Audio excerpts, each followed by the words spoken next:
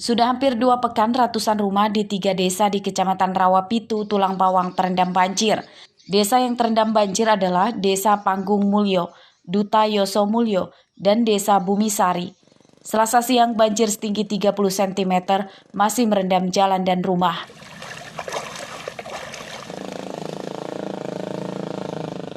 Menurut warga, banjir terjadi sejak 25 November lalu dan hingga kini belum seluruhnya surut. Banjir sulit surut karena sungai di kecamatan ini masih meluap dan air di permukiman malah menggenang. Kalau udah lama Pak Mas. Udah ada seminggu. Bang nanti setelah bulanan. Air udah masuk sampai rumah, Mbak ya? Dereng. Oh. Iya nggak usah. Terus ada berapa tempat, Mbak, yang kebanjiran ini, Mbak? Semua tuh Mas. Semua sampai ujung. Mulai sekitar tanggal 25. 25. Bulan 11. Bulan 11. Saat ini sudah mulai surut, Bu, ya? Alhamdulillah ini udah mulai surut loh Mas. Oh, harapannya sendiri, Bu, seperti apa, Bu? Ya harapannya sih mudah-mudahan cepat surut lah. Pulih kembali ya? Pulih kembali seperti biasa, bisa beraktivitas gitu. Warga mendesak pemerintah segera mencarikan solusi pencegahan banjir di Kecamatan Rawapitu yang rutin saat musim hujan.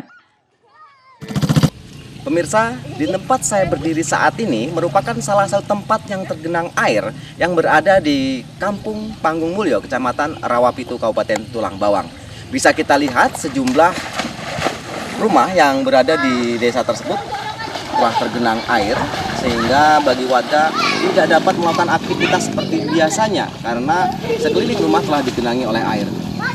Genangan air ini disebabkan oleh curah hujan yang cukup tinggi yang mengguyur Kabupaten Tulang Bawang sepekan terakhir, sehingga sejumlah kegiatan yang berada di kampung tersebut tidak dapat berjalan seperti biasanya.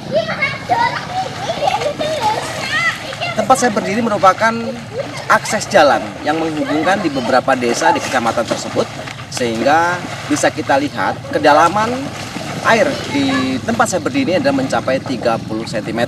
Harapan daripada masyarakat sekitar agar ada bantuan dari pemerintah untuk melakukan yaitu penanggulangan terkait terjadinya banjir yang berada di kampung tersebut. Mustaqim melaporkan dari Tulang Bawang.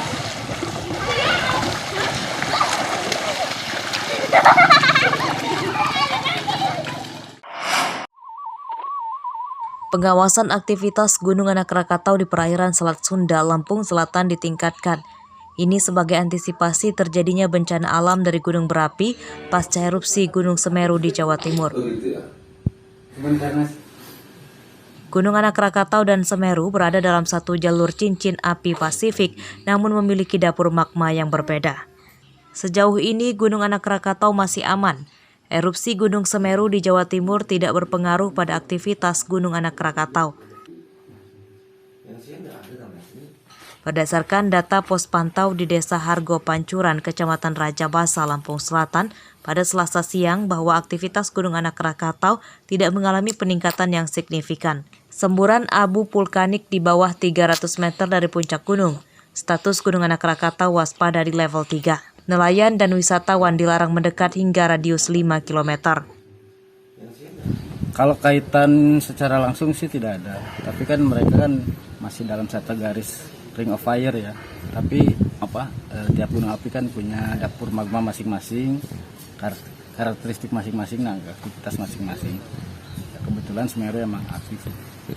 Ada kecenderungan berpengaruh ke aktivitas di Krakatau? Mudah-mudahan tidak ya, karena sampai saat ini juga tidak, bahkan Krakatau itu kegiatannya cenderung menurun.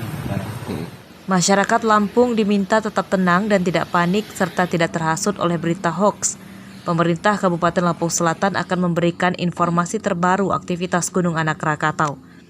Dinas terkait telah disiagakan untuk antisipasi jika terjadi bencana. Pertama, masyarakat Lampung Selatan jangan termakan isu dan jangan panik. Kami pemerintah daerah akan antisipasi untuk bagaimana caranya untuk mengimbau dan memberikan sosialisasi kepada di tengah-tengah masyarakat. Terima kasih. Sekali lagi jangan panik dengan situasi kondisi, jangan dengar cerita-cerita hoax, berita-berita hoax tentang akan yang terjadi. Ketinggian Gunung Anak Rakatau pasca tsunami Selat Sunda pada akhir 2018 lalu berkurang dari 3.300 meter dari atas permukaan laut, kini tinggal 110 meter dari atas permukaan laut. Gunung Anak Rakatau erupsi pada pekan terakhir bulan Oktober lalu. Gunung menyemburkan abu vulkanik setinggi 1.500 meter. Erupsi Gunung Anak Rakatau itu tidak berdampak ke permukiman. Aris Susanto melaporkan dari Lampung Selatan.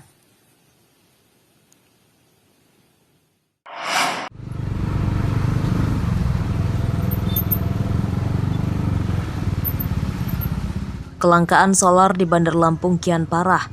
Antrian truk di SPBU hingga ke jalan raya mencapai hampir 1 km. Di antaranya terpantau di SPBU Wailuni, Kecamatan Panjang, dan di pinggir Jalan Lintas Sumatera Tanjung Senang, Bandar Lampung, Selasa siang. Antrian truk terjadi sebelum penjualan solar dibuka. Keterlambatan pengiriman solar dari Pertamina ke SPBU jadi faktor utamanya. Kelangkaan solar menyusahkan para pengemudi truk. Mereka antri sejak malam supaya kendaraannya kebagian solar saat penjualan baru dimulai pagi hari. Selain menghambat perjalanan, kelangkaan solar juga menyita waktu istirahat pengemudi saat malam hari yang seharusnya tidur malah harus mengantri di SPBU. Lama ngantri, Pak? Seharian, Pak? Seharian? Setengah hari. Tahu nggak Pak penyebabnya, Pak? Kenapa ngantri, Pak? Ya, minyaknya lambat. Kalau antrian bisa berapa kilo, Pak? Ya, kurang lebih 1,5 kilo lah. 1,5 kilo? Itu ngetem? Itu ngetemnya itu. Bahkan ada yang menginap ya, Pak? Kadang kalau ada yang mau minap ya minap, kalau kadang enggak gitu. Pernah nggak kebagian nggak, Pak? Pernah. Ulang kita gerasi. Ulang lagi? Ulang lagi besok. Cuman ini harus ngantri solar dulu. Jadi waktu itu kebuang buat ngantri. Khususnya Pertamina lah, cobalah lebih diperhatiin buat supir-supir ini kayak mana. Jadi untuk BBM solar khususnya ini kalau bisa ya kuotanya ditambah lah biar nggak numpuk antrian kayak gini. Ini setiap hari Pak ya? Setiap hari. Kadang subuh saya udah di sini.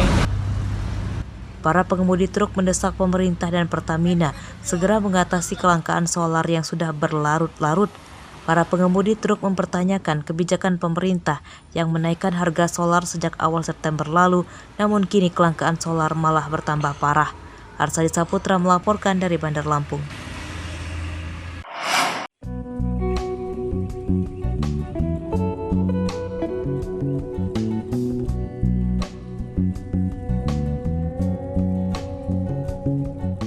Budidaya burung puyuh diminati banyak warga di Lampung. Salah satunya Nur Hayati, warga Desa Walur, Kecamatan Krui Selatan, Pesisir Barat, yang menekuni usaha budidaya burung puyuh untuk diambil telurnya.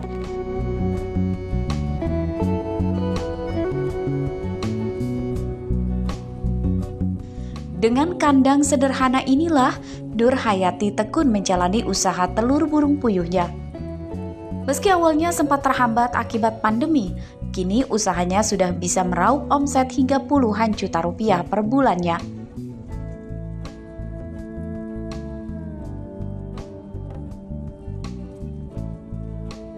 Bahkan Nur Hayati kini memiliki beberapa karyawan yang setiap hari membantunya mengurus 2.500 burung puyuh miliknya.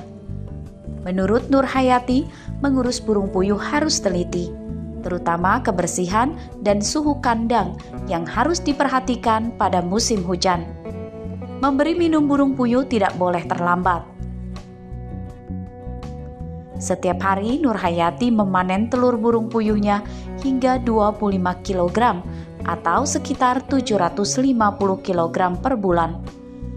Usaha yang dirintisnya sejak 2 tahun lalu ini menghasilkan laba 20-25 juta rupiah per bulannya. Ya, kalau dia terlalu panas, dia pengaruh dengan suhu. Dia terlalu tinggi.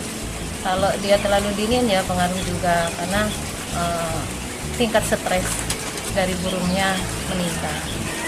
Sekitaran Krui sama Ngambur. Jadi Ngambur itu ada satu orang itu setiap minggu dia ngambil, tapi dia per minggu. Tapi dengan sekian gitu dia. Kali banyak dia ngambil per minggu. Nurhayati tidak terlalu kesulitan memasarkan telur burung puyuh karena selalu terserap pasar. Ia menjualnya ke sejumlah pasar lokal di pesisir barat dan Lampung Barat. Harga telur puyuh mencapai Rp35.000 per kilogram. Rosandi melaporkan dari pesisir barat.